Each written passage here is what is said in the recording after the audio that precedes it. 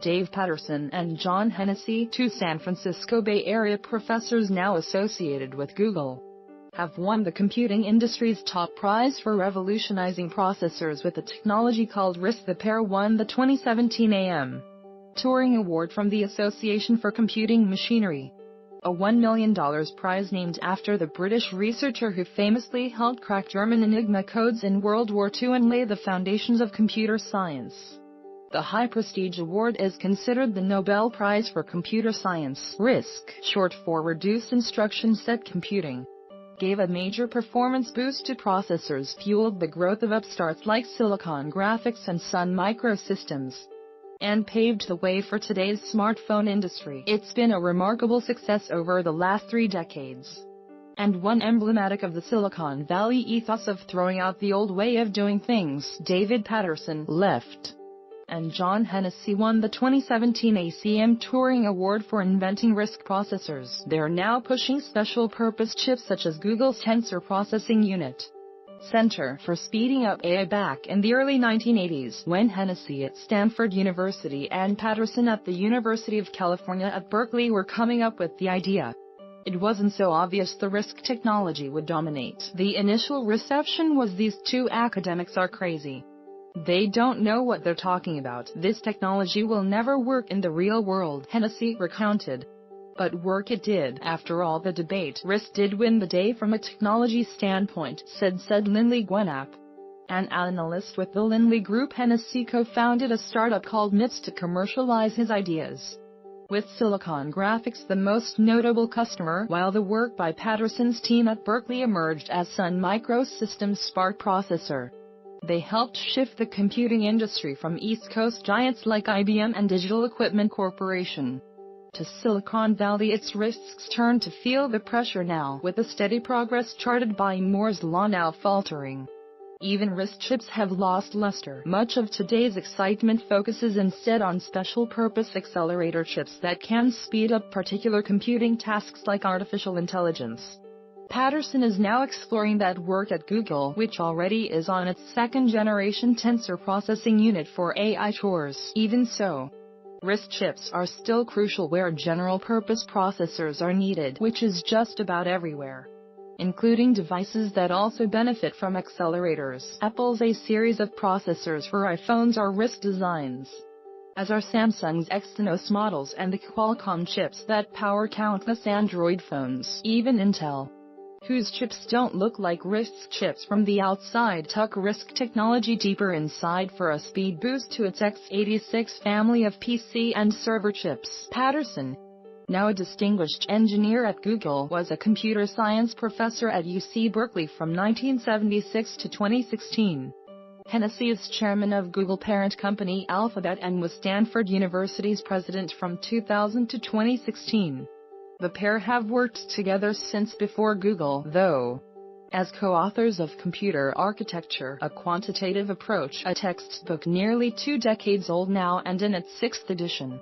They're also members of the National Academy of Engineering and the National Academy of Sciences. The Turing Award has previously gone to luminaries like World Wide Web inventor Tim Berners-Lee, Internet technology inventors Vint Cerf and Robert Kahn, Unix creators Ken Thompson and Dennis Ritchie, and cryptography pioneers Whitfield Diffie, Martin Hellman, Len Edelman, Ron Rivas and Adi Shamir. RISC swept away the prevailing approach, called complex instruction set computing (CISC), in which told chips what to do with the computing equivalent of large polysyllabic words. Patterson said, with the RISC idea, we wanted designs to be quicker, with a simpler vocabulary of monosyllabic words. Their work was directly commercially relevant.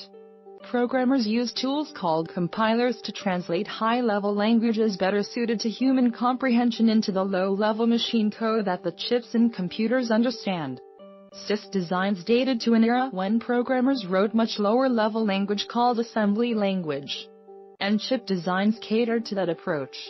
But Patterson and Hennessy designed RISC for the newer high-level programming era. Microprocessor companies would have wars over who had the most instructions.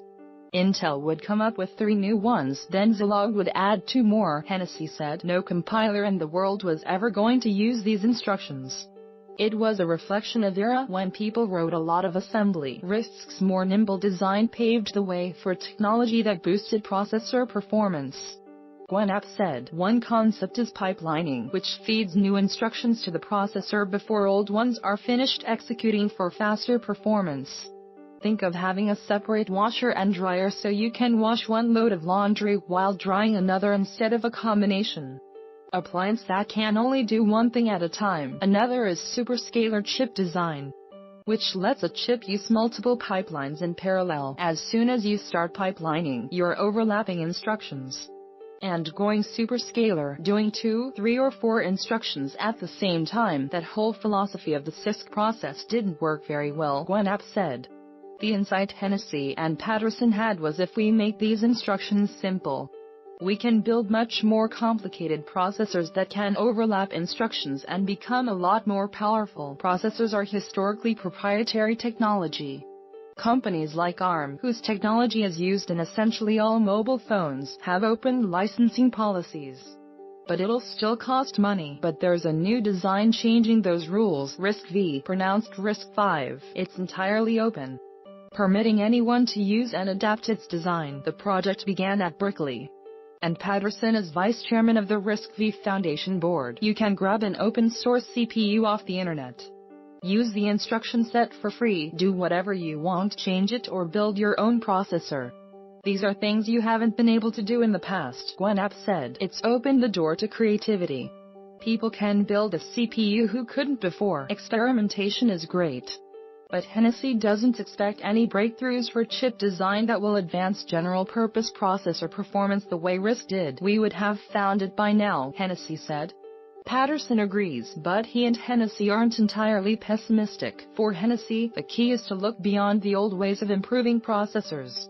It's like the Renaissance. If you were in the new age of artists, if you were Leonardo or Michelangelo or Botticelli, it was a great time. If you were still stuck in the old flat Gothic images that didn't have perspective or look like human figures, it was a terrible time, he said. Patterson recommends rethinking chip architectures too, and the good news is that RISC-V, affordable manufacturing and new design tools are liberating processor experimentation. Anybody can prototype, Patterson said. It's a brand new golden age. Blockchain decoded. CNET looks at the tech powering Bitcoin, and soon too, a myriad of services that will change your life. The smartest stuff. Innovators are thinking up new ways to make you and the things around you smarter.